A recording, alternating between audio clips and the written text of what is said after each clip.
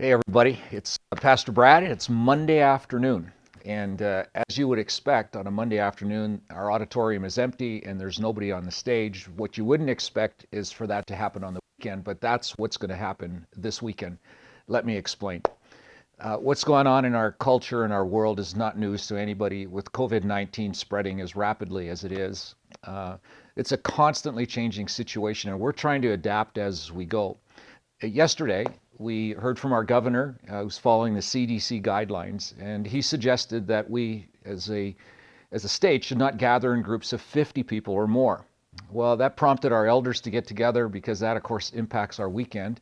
And then today, our president asked whether we, as citizens in our country, for the sake of those who are most vulnerable, would not gather in groups larger than 10. Well, that really has an impact on our campus ministries and our weekends for sure. So, because we want to be responsible to our citizens around us, those who are most vulnerable, those that are medically compromised, we want to be a catalyst to reduce the effect of this virus, not be a catalyst for making it worse. And so, our elders carefully and prayerfully thought about this, and we've decided that this weekend we're not going to gather on our campus. In fact, all of this week, we're closing down all of our ministries and trying to find other ways to make them happen. So, our plan is, though we're not gathering here, to still gather as a church. We're just going to gather in individual homes and with your family or small cadre of friends.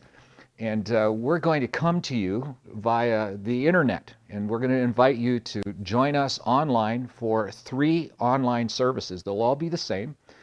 But here's the idea. If you typically come to a Saturday night service, tune in at 6 o'clock on Saturday and we'll worship together. If it's Sunday morning, one of our services there, those 2 services will be up as well. And we're just inviting you to join in, participate, um, be part of what you experience on the weekend, but experience it in your own home. Join in, sing along with the songs, listen to the message, join in a way that you're fully participating in it. Here's what we know. Though this situation is changing rapidly, and even throughout the day it's changed, here's something that hasn't changed and won't change, and that is this. Jesus, on kind of the final day of his life, as he's departing this earth, he says, you know something, I will never ever leave you. I will be with you to the end of the age. And that's what he's promised to do. And we're going to take him at his word. He's never failed us on that. You know, here's the interesting thing for me. There's only been one time in the whole course of the church history, almost 2,000 years, where the church has been together as one unit. That's only happened one time. And that's when the Holy Spirit arrived back in Pentecost. Since then, it's been dispersed kind of around the world.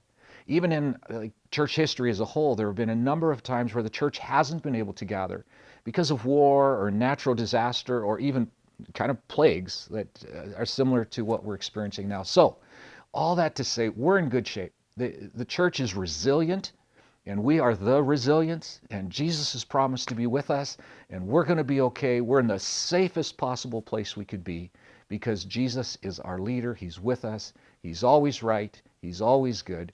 And so we're resting in him. So plan on meeting us this weekend. Be part of our worship gatherings.